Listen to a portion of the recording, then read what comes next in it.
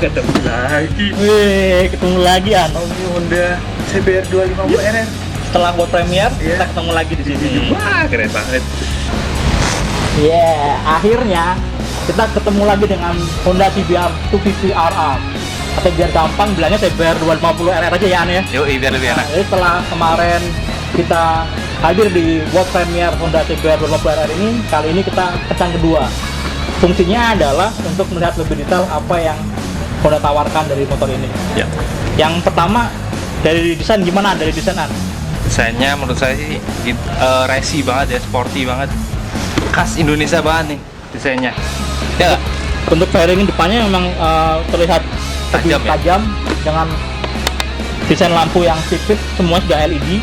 Dan yang menarik adalah DRL. desain lampu DRL-nya Nyatu dengan sen. ya bisa dilampu sen. Jadi kalau siang dia akan menyala sebagai DRL, tapi saat lampu sen diaktifkan Kita coba nih. dia akan berubah fungsi menjadi lampu sen. Langsung jadi sen.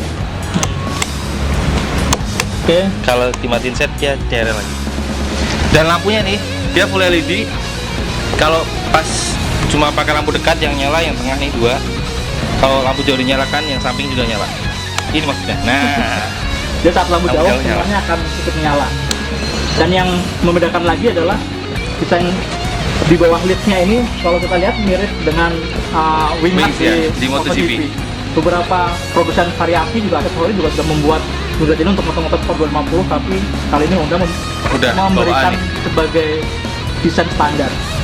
Oke, kita turun lagi ke bagian bawah. Kita display. Ya, di sini nih desainnya memang cukup istimewa karena kalau kita lihat untuk shockbreaker depannya sudah Oh ya, upside down nih. full upside down dari 37 mili dari Showa. Showa ya, dari Showa. Tapi sayangnya belum ada fitur settingan apapun. Jadi preload, ribbon, compression semuanya fix. Itu sudah diatur oleh Showa. Pengeremannya Nah ini nih, cukup istimewa nih. Dia sudah floating display-nya dengan diameter 310 mili. jadi kalau Cukup kita besar di kelasnya ya. gerakan sini akan terlihat ada agak oleng, tapi itu cukup berkontribusi baik terhadap pengereman. Kalipernya dari mesin ya, Mesin, 2 piston. 2 piston. Oke, Naik ke atas. start. Kita spionnya. Oh iya. Ini unik nih. Desain spionnya yang ini benar-benar baru, bagus. Kalau kita lihat dari bentuk tangkainya aja tidak monoton, jadi dia bikin 3 dimensi. Dan yang tentunya menarik desainnya lagi- menyatu terlihat seirama dengan fairing yang serba tajam. Ada sudut-sudutnya. Dan asiknya nih lihat, bisa ditekuk 360 derajat. Fungsinya apa, Bu? Fungsinya, jadi ternyata ini 360 punya fungsi yang menarik. Jadi kalau kita lagi berkendara, Kesenggol. kita dari depan dia tidak langsung patah. Dan juga kalau kita dari belakang dia juga tidak langsung patah. Jadi kan lebih fleksibel. Tapi jangan diginiin ya, di jalan ya. Tapi jangan gini ya. Jadi kayak tanduk ya. Balikin lagi aja. Oke. Wih. Tankinya unik nih, Po. Iya, tankinya keren ya. Kenapa? Yang sini sih, ini kondom nih, Pak. Oh, jadi tidak menutupi full semua Yoi, tangki ya. yoi. Dan yang asik lagi nih tutup tangkinya udah model rata. Dan ketika dibuka, ya sporty banget kan. Mirip banget punya CBR 150R. Iya. Malah kayak mirip kayak tutup tangki pesawat kali ya. Betul. Apa Jadi namanya? mirip. Ya? Oh, kayak kuncinya juga menarik nih. Nih. Ini model kunci wedge karena kayak gelombang. Ini lebih aman. Karena dia lebih kokoh ya, kalau nggak salah dia apa dimensinya besar, jadi Iya, tidak besar, Pak. dicongkel pakai. Kunci T juga Kunci T. lebih susah. Mudah-mudahan sih lebih aman dari pencurian. Betul, amin. Kalau kita nyalakan nih, speedometernya sangat sporty dan dia terlihat beda karena model apa? Negatif display ya. Iya, jadi backgroundnya hitam dan Tulisannya hurufnya putih. warna putih. Kebanyakan negatif display ini malah itu dipakai oleh Moge ya. Jadi beberapa Moge Honda dan merek-merek lain sudah menggunakan Iya, yang display terbaru model terutama. ini. Iya. Lalu ada apa aja An? Isinya An? Coba kita lihat An. Yang paling diunggulkan dari Honda tentu adanya 3 riding mode. Itu ada di situ. Dan bisa penggantiannya dari stang kiri, tinggal pencet mode. Dia ada comfort, ada sport, dan sport plus. Oke. Dalam kondisi default dia akan di posisi sport, dimana ini seperti berkendara pada umumnya, respon gas natural. Natural ya. Kalau yang Sedangkan comfort gimana? comfort dia lebih pas seperti saat kita jalan hujan atau touring, dimana kita butuh karakter tenaga yang lebih cenderung smooth. Jadi nyaman, nggak terlalu nggak terlalu agresif. Ya. Jadi akan pastinya akan lebih mudah dikendalikan dan tidak menguras tenaga ya. Betul. Nah, buat yang suka kenceng nih, cocoknya pasti Sport Plus. Nah, dia sangat responsif, agresif. Dia pastinya menawarkan akselerasi yang sangat cepat. Iya. Dan yang menarik adalah perbedaan riding mode ini ternyata berpengaruh pada suplai bahan bakar dan udara di ruang bakar. Jadi benar-benar di adjust powernya memang dari mesin si ECM sudah langsung melakukan penyesuaian sesuai dengan riding mode yang dipilih. Ya, dan tentunya yang pasti dipengaruhi juga bukaan butterfly di throttle body. Iya. Oh ya, satu lagi yang menarik adalah syarat menggunakan riding mode adalah sudah menggunakan throttle by wire. Dan saat mengganti riding mode-nya, posisi gas harus posisi menutup. Walaupun kita sambil jalan tetap bisa, namun syaratnya harus menutup gasnya. Jadi nggak perlu harus berhenti ya, jadi sambil jalan juga bisa sambil dirubah ya. Bisa. Oke. Kalau kita lihat di dalam speedometer ada apa aja nih? Berarti ada tachometer. Banyak banget. Tachometer digital ya. Pasti. Bentuknya bar di atas. Iya. Lalu speedometer di tengah. Ini tadi riding mode-nya. Iya. Ini ada posisi gigi ya. Iya. Di bawahnya dan alarm jam. Nah, ini bawah ada banyak nih. Ada trip A, trip B. Ada konsumsi bensin current atau saat kita lagi jalan. Kemudian konsumsi bensin rata-rata A dan B. Lalu detek kilometer juga ada. Dan dia bisa juga menampilkan lap time. Nah, cuma untuk lap time ini masih manual, jadi setiap lap kita harus mencet tombol yang ada di stang kiri. Oke.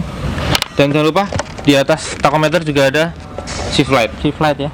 Ayo An, kita lanjut ke bagian samping untuk tarik sampingnya. Nah, ini di sini ada banyak lekukan. Dan ini ternyata lubang-lubang 3D ini punya fungsi. Jadi bukan cuma 3D tapi dia juga berlubang. Jadi dari depan akan membantu pendinginan dari mesin. Jadi angin akan masuk ke sini memberikan pendinginan ke samping. Dan yang menarik lagi adalah kalau untuk balap atau untuk keperluan servis perawatan rutin, dia akan memudahkan karena ternyata untuk melepas ini cuma sudah satu dari depan sampai bawah satu AC gitu. Dan ada satu lagi yang menarik nih, di dalam sini ternyata ada air duct, lubang udara untuk masuk ke filter. Jadi udara kencang di depan akan masuk dan membantu pelancaran udara ke mesin yang udah desain downdraft. Jadi dari sini kira-kira alurnya dari samping sini, lalu dia akan masuk ke air filter di bawah tangki. Oke, ada bagian yang menarik kan? Nah, di sini ada lagi menarik nih.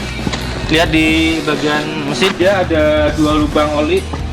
Yang atas untuk pengisian, kemudian yang bawah untuk melihat levelnya. Jadi terpisah. Yang bawah karena kalau di sini dikasih dipstick akan kepentok kopling. Jadi kalau dilihat sekilas jadi mirip kayak mobil ya. Jadi mobil ada satu buat pengisian dipsticknya. Dan kalau kita lihat ke atas lagi sini, bentuk rangkanya sedikit mengecil di bagian tengah. Ya, ramping. Jadi kalau misalnya kita dari atas memang secara dimensi jadi lebih ramping. Jadi paha akan lebih mudah untuk ngempit ya, untuk menekan. Tadi juga tentunya berkat mesin yang sangat kompak. Iya. Ya, koplingnya aja setipis ini. Tipis banget. Nah, ini selain pakai rolling, dia juga ada setelan preload 5 tingkat. Jadi bisa disesuaikan dengan berat badan kita. Kalau kita enteng ya taruh paling empuk, tapi kalau kita pokoknya berat ya taruh yang makin keras. Dan kalau kita setelannya memang ada di atas ya? Di atas, di posisi atas gampang tuh, kita lihat tuh. Dan ini ada banyak ruang untuk melakukan settingan. Dia nemenin lengan ayun aluminium asimetris tadi.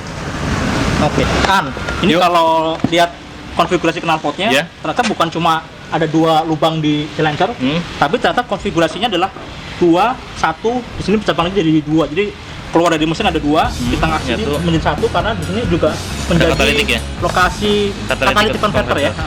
Dan di depannya jangan lupa ada O2 sensor. Oh iya, ada O2 sensor di situ di leher depan. 2 lubang. Lalu ke belakang ada 2 lubang.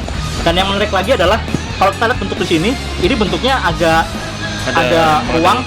Ternyata ini adalah untuk ruang kaki. Jadi saat kaki kita ada di footstep, dia tidak akan mentok knalpot ya. Jadi memiliki space lumayan lega. Dan satu lagi nih, karena di sini ada knalpot, butuh space yang lumayan banyak, maka lengan ayunya mengalah sedikit bengkok sehingga asimetris kanan dan kiri beda. Ini kayak pisang ya kalau zaman Yoi, dulu ya. lengan ayun pisang nih. Tempat watak zaman dulu. Dan lihat ini po, Iya. di belakangnya ternyata nih bolong nih. Ini nembus. Kalau udah dari sini Sekilas kayak MV Agusta ya nggak sih? Iya, undang-undang. Kalau dari depan Kayak lubangnya malah kayak 848 Ducati. iya bener juga ya, mirip ya. Mirip tapi keren. Yang jelas tuh futuristik banget yang Dan ini lampu remnya 2 tingkat. Yang satu buat lampu kota, satu lagi rem. Coba tolong di rem, Bu. Nah, lampu kotanya yang atas, bawah yang rem. Yang pasti semua LED. Oh ya, dan satu lagi yang sempat diceritakan adalah Oh ini, untuk melepas partboard itu Partboard ternyata ini. cukup mudah, tapi kita harus bongkar membuka di belakang. dari belakang dulu. Baru Di dalam ada beberapa baut yang bisa dilepas. Nah, jangan lupa nih, di sini sebenarnya tersimpan tali yang buat pegangan pembonceng nih. Bisa dikeluarin dan bisa disembunyikan. Kalau dikeluarin posisinya jadi begini. Nah, ini bisa buat pegangan pembonceng. Tara.